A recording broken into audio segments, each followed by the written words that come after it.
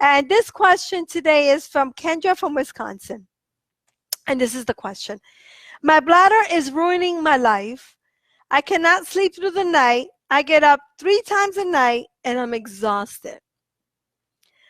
I'm always looking for the bathroom everywhere I go. I'm going crazy. Please help me. I need to get this under control. Now, I call this is overactive bladder syndrome, and it's a real thing, and it can ruin your life. I've treated so many women, thousands of women, with this issue of overactive bladder, not being able to sleep through the night, not being able to run their errands, not being able to wear the clothes that they want, not feeling confident in the bedroom, secondary to this, because sometimes intimacy can elicit bladder symptoms. So a couple of things that I want to talk to Kendra about is, Kendra, one, make sure that you are hydrated, okay? Because a lot of women who have overactive bladder syndrome don't hydrate because they feel they're going to go to the bathroom more and leak more. But this is not true, okay? Hydration is critical, and your bladder really loves. Hi, Rhonda. Thank you for joining. And your bladder really, really loves water. So make sure you give it enough water, okay? And don't cut that off, okay? Now, the research shows, and this is the new research that talks about pelvic floor exercises reduces overactive bladder symptoms. I just found this. Thank Nick. Nick sent it to me. Thank you, Nick. And they talk about doing Kegels to control and tame your bladder. What I want you to know is that you can tame your bladder. Your bladder doesn't have to ruin your life. You can take that bladder and bring it in and tame it. But there's certain things that you have to do, okay? So hydration is critical. Kegels. Now, if you miss my Kegel checklist, type in the word Kegel and you'll get the checklist. And also, when you type in the word Kegel, you will automatically be put into my contest for the month of probably the end of November, I would say, right? Because we just pulled one in November, December, okay? And I'm going to be doing several different contests for the holidays, so it's going to be really cool. I think everyone's going to love it. It's going to be amazing. Okay. Now, hydration is critical. Kegels. Now, I say if you don't know how to do Kegel and you need some help, get my perfect Kegel checklist by typing in the word Kegel. But then this is the deal with Kegels to tame the overactive bladder. You want to hold the Kegel for a minimum of 15 seconds, which is a really long time. So you're going to have to practice this. So when you hold a Kegel for 15 seconds, it decreases, it increases frontal lobe activity. And in this area is where the voluntary inhibitory system for peeing lives. So when you do a Kegel and you hold, it tells your brain, I don't have to pee right now. And it buys you time to get to wherever you want to get dry until you find a bathroom. So I think that's really cool. And what the research showed was that it decreases activity by 69%, which is phenomenal. I mean, can you imagine? That's a lot. Okay. The other thing, because I've worked with, thousands of women over the last 12 years, that I find works for overactive bladder is doing, if you can't do the 15-second Kegel, you want to do the quick flicks. Contract, relax, contract, relax. And I'm making believe that this is your pelvic floor muscle. So you're contracting and relaxing your pelvic floor muscles, okay? And you're going to do that for about 10 to 20 times. Okay, Kendra? So these are the things that I want to talk about. Hydration, slow 15-second Kegel, quick Kegels, distraction.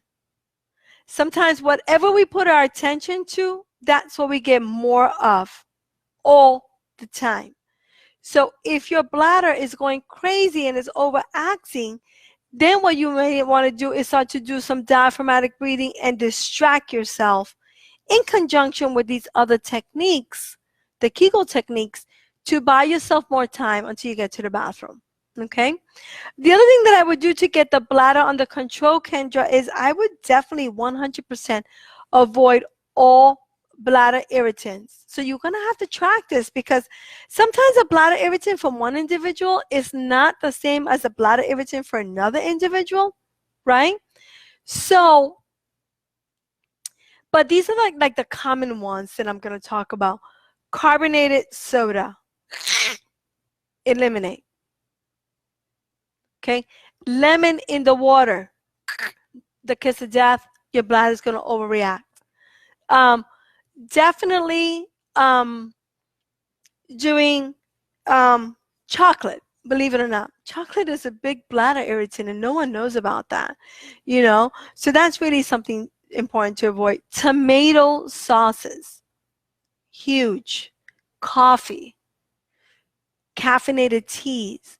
So in the beginning, you have to take these bladder irritants away. Normalize the bladder by either doing Kegels, body work is very important.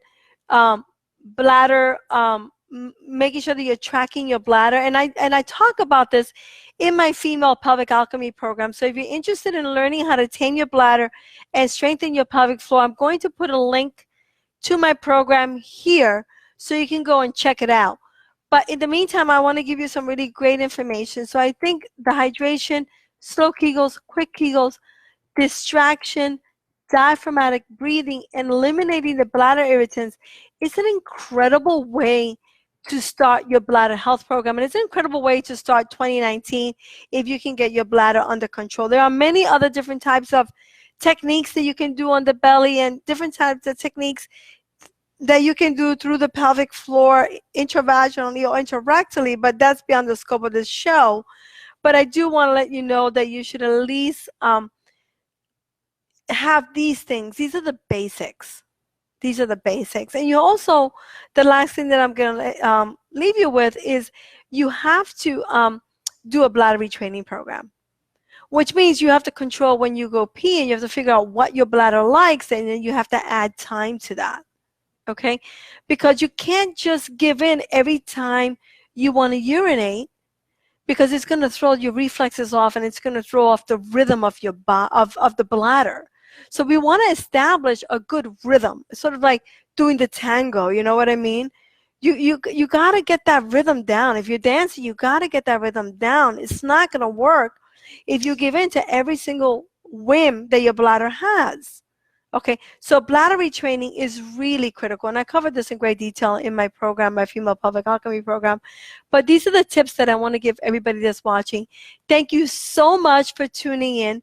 Again, type in the word Kegel if you want my Kegel checklist to make sure that you're doing them correctly. Also, when you type in the word Kegel, you're going to be entered into my contest. It's going to be, we're going to have contests for the whole month of December. And I want to thank you for watching the replay, and thank you for putting your trust in me. Again, this is Isa Herrera from pelvicpainrelief.com. This is the second time I'm answering this question, because the first time we had some technical difficulties, and I'm like, please don't let Mercury be in retrograde again. I've had enough of that for the year. All right. Well, thank you for tuning in again, and keep those questions coming, and big love to everyone.